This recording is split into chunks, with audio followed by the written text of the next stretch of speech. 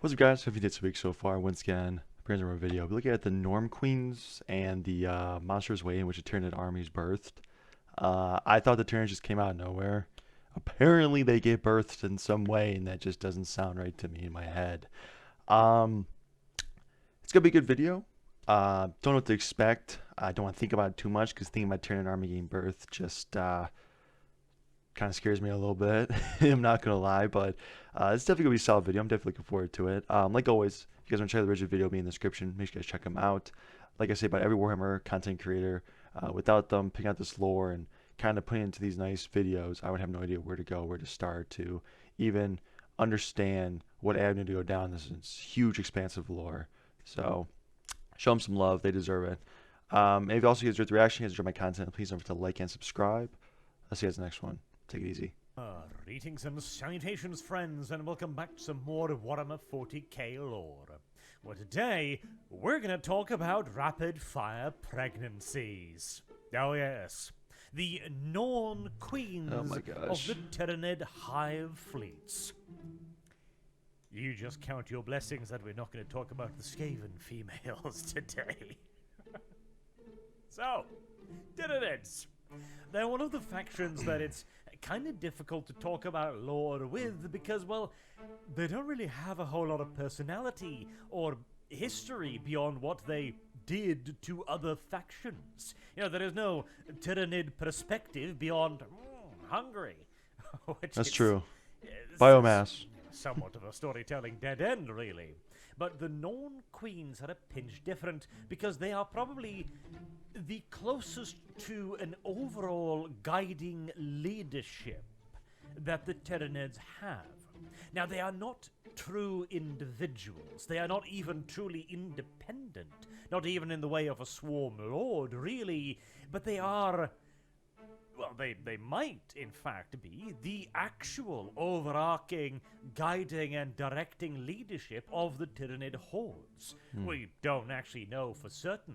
It is entirely possible that the Norn-Queens make up the Tyranid hive mind together, having a series of queens that all govern the hive, so to say.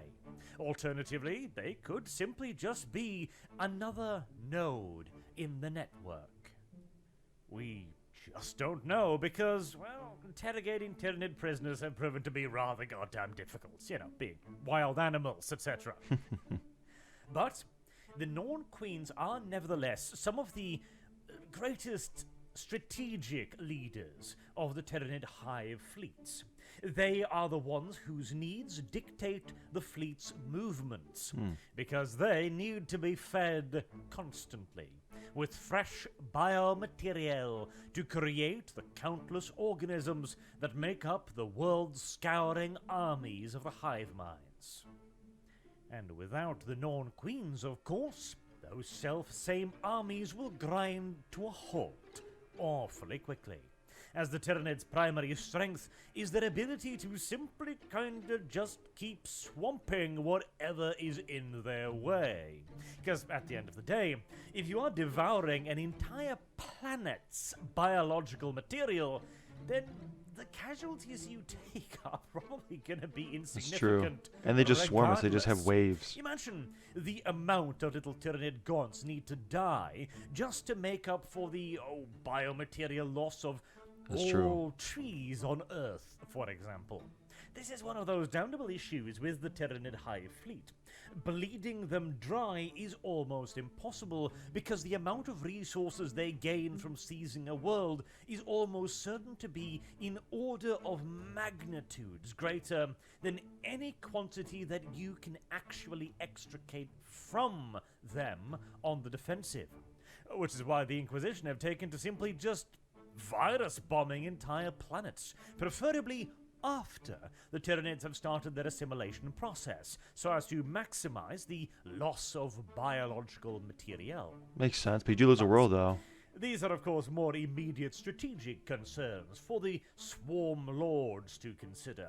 The primary duties of the Norn-Queens are to pick up on this psychic broadcast being sent out by various scouting organisms, like gene stealers or gene stealer cults, currently assimilating their way into Imperial or other alien societies. Again, this is where we come into that question as to, are the Norn-Queens actually the leaders of the Tyranid hordes, or merely an instrument of them? Personally, I prefer a little bit of a middle-of-the-road interpretation, because here's the thing. The Norn-Queens give birth to all of the regular Tyranid bioorganisms. This includes the Hive Tyrants, the Swarm Lords, and all the way down to Rippers and Gaunts, and all the way up to Bio-Titans. However, Damn.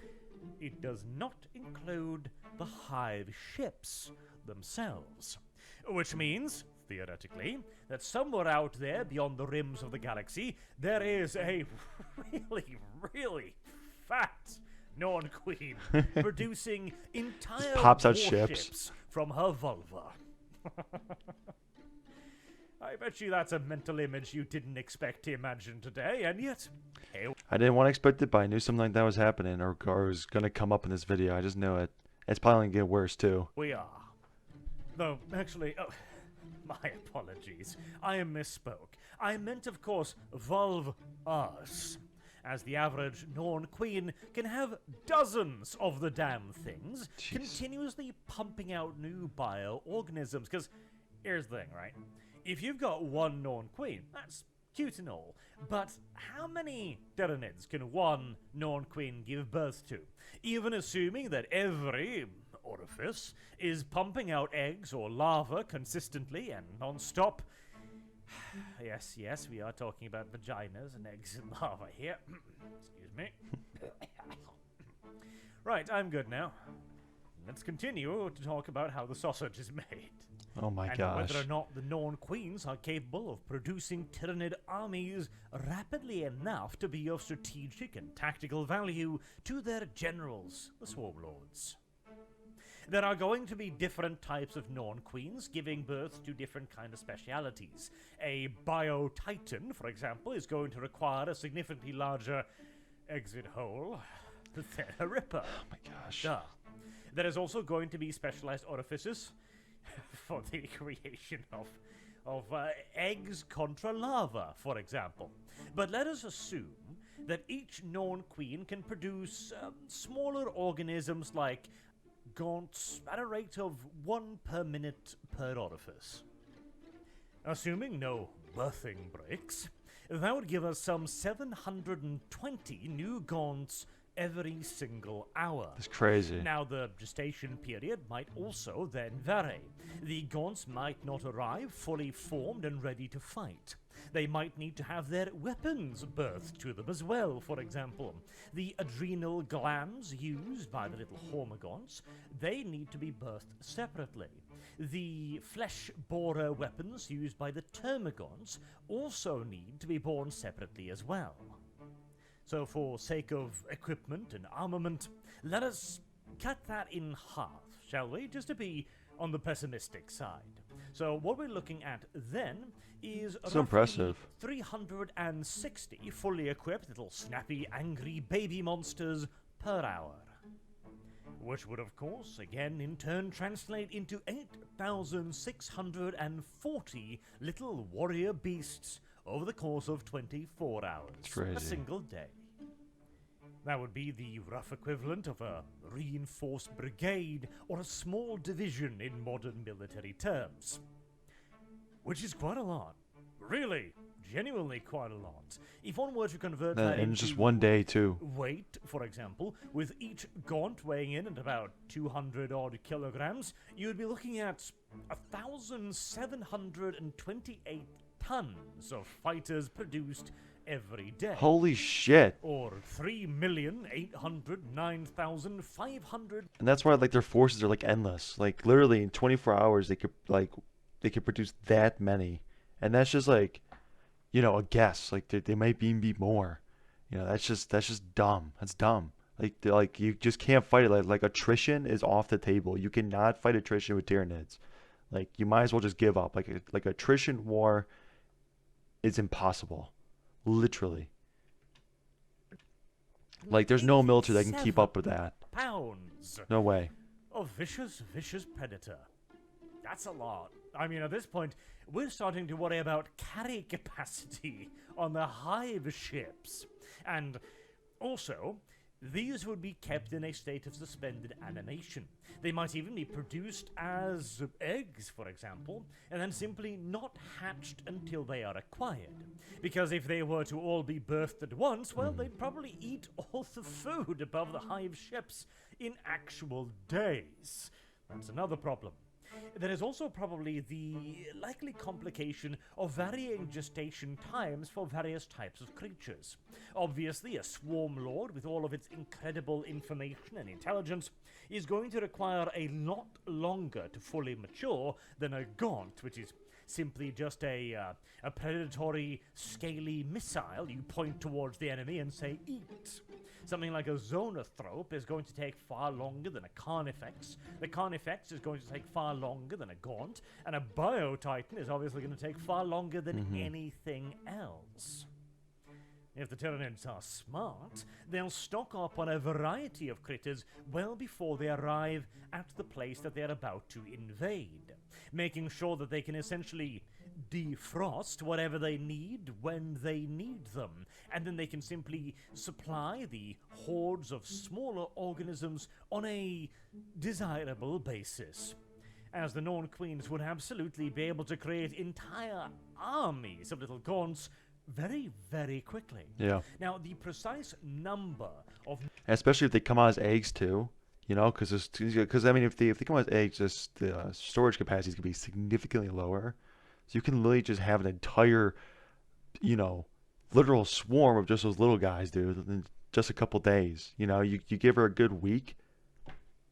I mean, shit, you got an entire army just like that. You know, that's crazy. Norn-Queens is one that we also don't really quite know, as this has been left up to a lot of authors' discretion, shall we say. For example, we know that the Norn-Queens are extraordinarily important, because every time a Norn-Queen dies, it sends out an enormous psychic shockwave into the warp and via the hive mind's communications network. This backlash effect causes all receiving Tyranid Norn-Queen organisms to immediately stop whatever it is they are doing and begin to create a new queen instead. This has been dubbed the Hydra effect by inquisitorial agents, because it means that whenever you actually kill a Norn-Queen, you lop off a head, well, another God only knows how many thousands will grow back. Now, this is not to say that killing a Norn-Queen is entirely pointless, mind you, because I imagine the amount of biomaterial resources that goes into a Norn-Queen is likely to be the equivalent of a bio-titan. Probably Jeez. more. Bearing in mind here, giving birth to something is a rather complicated process, and quite energy intensive as well. Take, for example, the average human female requires 9 months to produce a baby of some, 2 to 4 kilograms.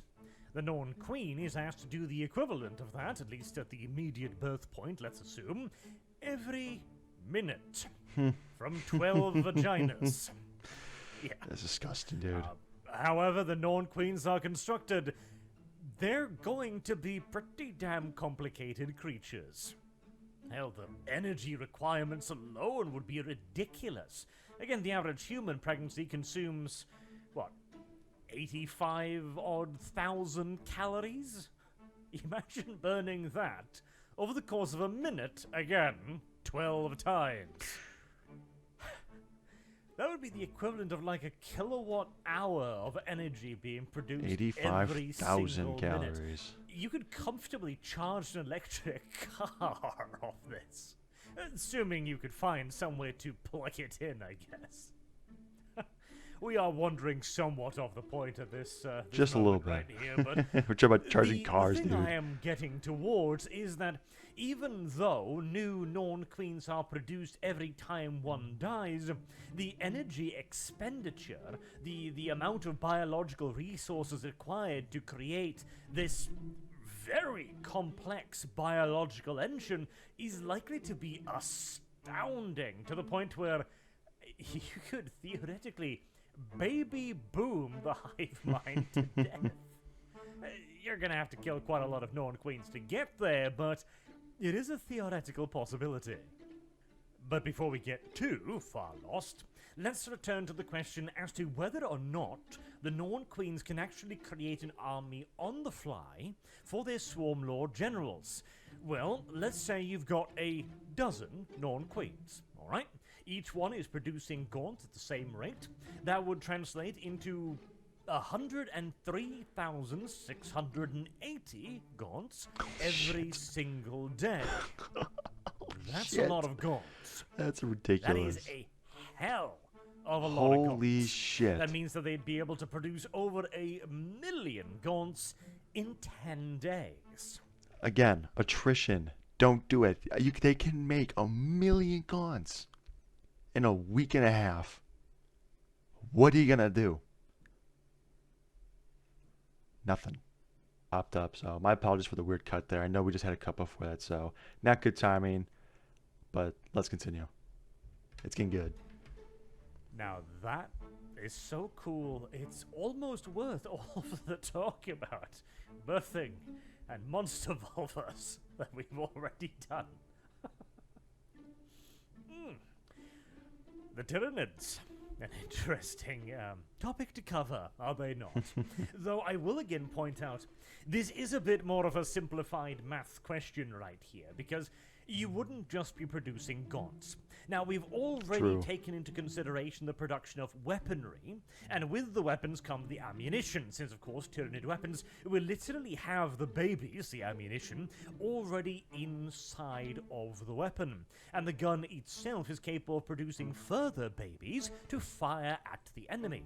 So we've kind of managed to circumvent a lot of the logistical issues So already. disgusting. But you would obviously need to intersperse some warriors here and there, some hive tyrants, some biovores, some gargoyles, etc., etc., etc., which would take up valuable birthing tube space, and time, and energy, and calories, and biomaterial, and whatever have you.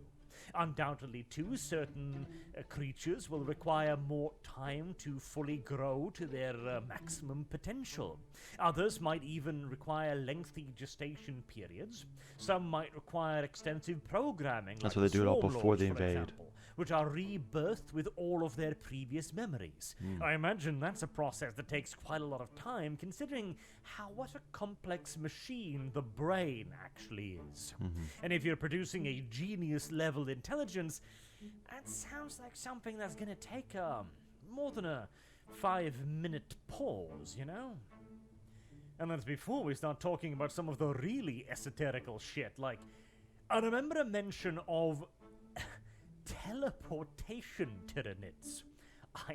I cannot for the life of me remember where, but I am almost certain there was a mention at some point about Tyranid like worm things that were able to teleport Tyranid organisms. Now, bear you in mind, this could be massively outdated, ancient nonsense lore, because I cannot for the life of me square this particular circle, because, okay, the Tyranids don't like the warp.